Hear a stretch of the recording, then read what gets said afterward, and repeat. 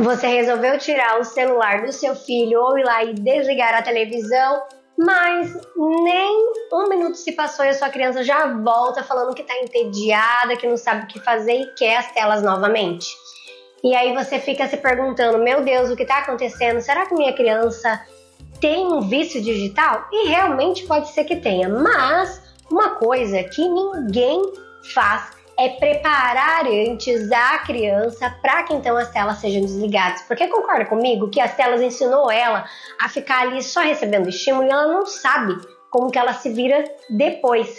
O que eu faço agora porque eu só estava recebendo. E agora o que eu faço? E é exatamente sobre isso que eu quero falar com você nesse vídeo. Porque afinal de contas, tirar as telas da criança sem preparar o ambiente, sem preparar essa criança, é como se você tirasse as rodinhas da bicicleta dela sem que antes ela estivesse preparada com um bom equilíbrio para que isso aconteça. Quando os pais percebem que as crianças estão passando muito tempo diante das telas, seja celular, tablet, computador, televisão, eles resolvem simplesmente, pronto, a partir de hoje não vai mais, vai desligar, não vai ter acesso e pronto. Só que ele se esquece que essa criança provavelmente ficou por semanas, meses e quiçá anos ali acostumada a receber esse estímulo rápido, colorido, divertido, com um monte de informação ao mesmo tempo. E principalmente estava tudo pronto, não dependeu da criança para ela ser entretida, para ela receber estímulos, estava tudo prontinho ali, ela só ficou sentadinha absorvendo. E aí, de repente, tudo é desligado. A criança para, fica olhando para a sala, fica olhando para os brinquedos e fica, e agora? O que eu vou fazer? E aí, muitos adultos, pais responsáveis vão interpretar isso como uma birra. É uma birra dessa criança só para poder ter acesso às telas novamente. Então, eu não vou ceder. Na verdade, a criança desaprendeu a brincar. Ela precisa aprender novamente. E aí, a gente precisa ajudar ela. Porque lembra que a tela entregou tudo pronto para essa criança. Ela só tinha que apertar um botãozinho. Apertava um botão, o desenho aparecia. Ou então, outro vinha. Ela apertava um botão e tudo começava. A música começava, o personagem corria. Ai, não quero mais esse, vou mudar. Aperta um botão. Então estava tudo pronto, não tinha nada de esforço dessa criança para tudo acontecer. E já o brincar exige algo completamente diferente dessa criança. Precisa com que a criança haja. A criança tem que fazer alguma coisa. Então a criança se vê numa situação em que ela precisa imaginar, criar, inventar, experimentar, resolver problemas. Ou seja, para o brincar acontecer, o cérebro da criança precisa estar extremamente ativo para que ela realize e faça as coisas acontecerem. E como essa criança ficou muito tempo sem se esforçar, só recebendo tudo pronto, fica muito difícil para essa criança começar esse processo. Por isso que ela olha para um quarto cheio de brinquedos e fala: não tenho nada para fazer. Porque realmente é o que ela sente, que ela não tem nada para fazer, porque ela desaprendeu a como brincar com tudo aquilo. Penso que já deu para entender a questão, que não é simplesmente só tirar as telas da criança. A criança precisa ser orientada, então vou te ensinar como que você vai fazer isso. Mas antes, deixa eu me apresentar. Eu sou Keila, eu trabalho com desenvolvimento psicomotor e acompanho algumas crianças e suas famílias nesse processo de desenvolvimento. Aqui no meu canal eu falo como que o movimento impacta no desenvolvimento, na aprendizagem, no comportamento da criança. Se esse tipo de assunto te ajuda a entender melhor a sua criança, já se inscreve no meu canal para ver outros conteúdos que eu vou trazer aqui. Bora lá então! E qual é o primeiro passo? Organizar os brinquedos. Não adianta a tua criança ter 300 mil brinquedos e todos eles estarem entulhados e não serem nada agradável ao olhar. Isso vai gerar sobrecarga para sua criança, porque ela vai ver aquele bando de brinquedos e ela não vai saber qual que ela escolhe. E no fim das contas ela não escolhe nada e para ela não tem nada. Então vamos começar organizando esses brinquedos. Nada de deixar entulhado, jogado. Organiza da forma que for possível. É com caixa de papelão? Então é com caixa de papelão que vai ser organizado. Da forma que for possível para você organizar. Aqui no meu canal eu tenho um vídeo que eu trago algumas sugestões de organizadores que você pode usar.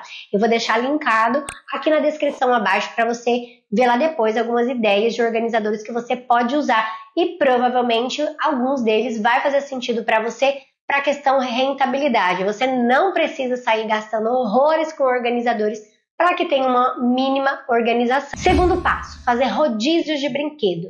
Agora que está tudo organizado, você consegue ver o que tem. E aí você precisa conhecer a sua criança. O que a sua criança mais gosta de brincar?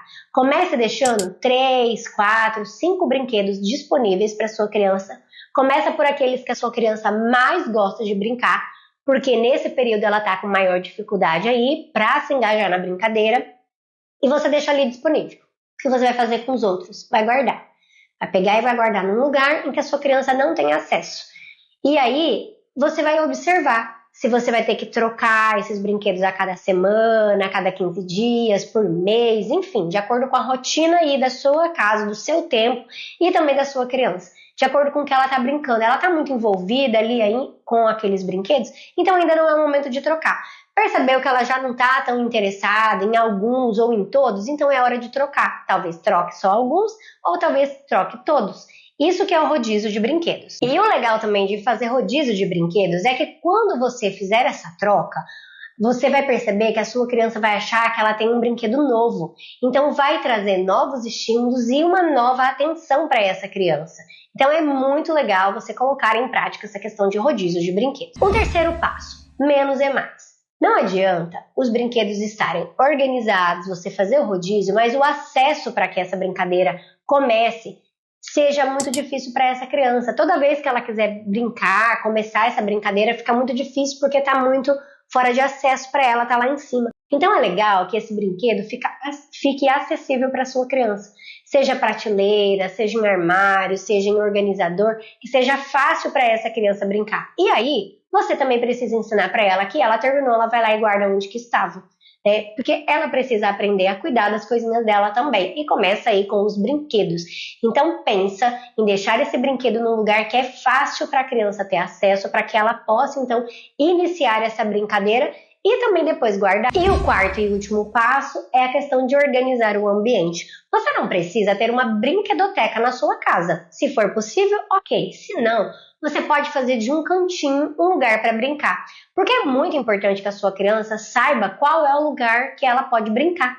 Porque muitos pais se incomodam de deixar a criança brincando e acabam deixando nas telas porque é mais fácil, fica quietinha, não dá nenhum trabalho, porque quando ela vai brincar espalha tudo. Mas também a gente esquece que nós é que temos que ensinar a criança. Então, você pode colocar uma mesinha, você pode colocar um tapete delimitando o espaço para a criança saber que o lugar de brincar é ali, para que quando ela terminar, ali também é o lugar de organizar e guardar tudo. Então é muito importante você pensar nesse ambiente também, para ajudar a sua criança a saber onde que ela pode brincar, para que então a gente diminua essa questão de bagunça pela casa, que os adultos ficam tão incomodados quando na verdade não deveriam, porque é tão importante que a criança faça todo esse processo de experiência, de experimentação, de criar, de inventar. Mas também a gente precisa ter paciência para ensinar ela a organizar tudo. Além do que, ter esse espaço organizado e esse cantinho também vai ajudar a sua criança quanto à previsibilidade, não somente quanto à organização, mas à previsibilidade, que é algo que traz uma tranquilidade para a sua criança, porque ela já sabe como é que funcionam as coisas. Nos primeiros dias, pode parecer que o negócio vai ficar pior. A criança vai continuar pedindo as telas, ela vai ficar falando que está entediada, que não sabe o que fazer, mas insista. Porque lembra, foi um processo de semana, meses ou até anos da sua criança acostumada a receber tudo e a não se esforçar. Então agora a gente está tirando ela desse limbo em que ela estava, de só receber. É muito fácil e é muito difícil e demanda muita energia, muita criatividade, imaginação dessa criança. Mas se mantenha firme. Isso porque tudo isso faz parte do processo. Lembra? Faz parte do processo. A criança ainda está reaprendendo, o cérebro dela ainda está se adequando a tudo isso. Então não é que você está fazendo algo errado, é só o processo acontecendo. Porque o cérebro dela está reaprendendo a encontrar o prazer que ela tinha nas telas agora no brincar. Então, antes de simplesmente tirar as telas da sua criança, você já sabe que existe um processo aí necessário para acontecer.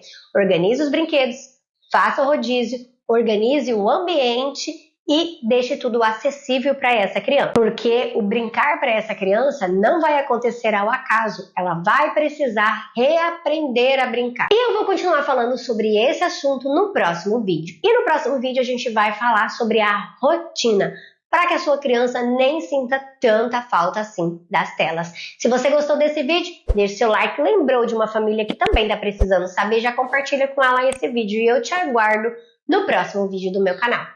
Tchau!